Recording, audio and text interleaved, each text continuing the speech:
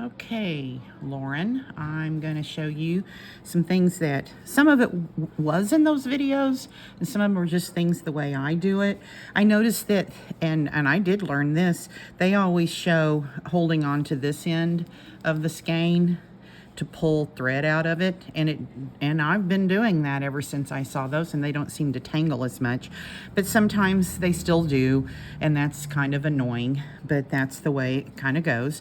And they showed two different ways to start stitches, the loop method and the knot method, and there's nothing wrong with either one, but there's 6 strands to these. If you're going to do the knot, most things use 2 threads of the 6, and every once in a while you'll only need 1. If you're doing very large, like 11 count Aida or something really big, you might need 3. This is linen, and I'll take the hoop off of this later. This is something that once you kind of get good at, or more practiced, or into, or you really are into cross stitch, stitching on linen is really, it's very rewarding. It takes a little more practice and a little more patience, but it's really pretty cool to do. So, and just like they showed you in the video, pick off 1 thread and then just kind of hold it, and it will, you end up with this little wad here, but it's still all together, and just set it aside.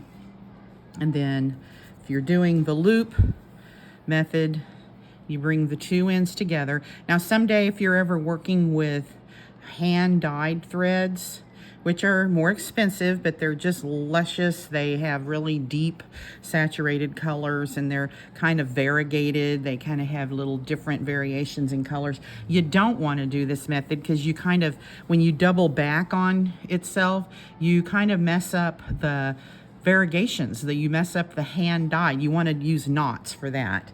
And I'm going to take my needle, and it never showed you in those things how to use a needle threader, but you put the threader through the loop, and then you put the thread through the needle threader loop, and then pull it through, and ta-da, you're threaded. And I'm going to go back in on, so I'm going to have to clip these out later. So what I'm going to do is I'm going to show you how I start a loop, but they showed you that too. If you were doing the knotted, you would put 2 strands through there, and then tie a knot and start that. So I'm going to do a couple of stitches, and then I'm going to show you how I finish. I do it very similar to what they do, but let me go in here. I'm going to have to clip these out, but I start in here. On linen, you go over 2 threads, not 1 in Aida. So I've got to go over, I can't see very well with this. 1, 2, 1, 2. I think I've got the right square. It isn't going to matter too much, but I'm going to pull through here and then flip it over. And as that loop is getting ready to go in, before I pull it all the way through, I go through that loop.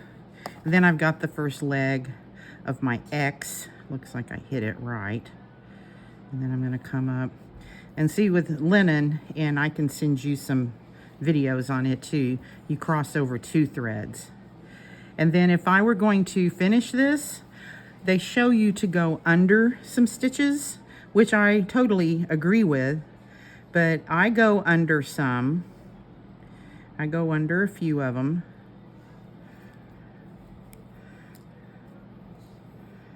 And then pull it under there.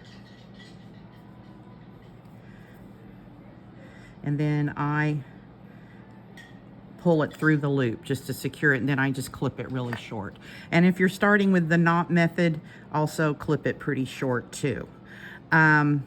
Another thing is I try not to ever go more than 2 stitches away. In other words, you don't want big long threads back here.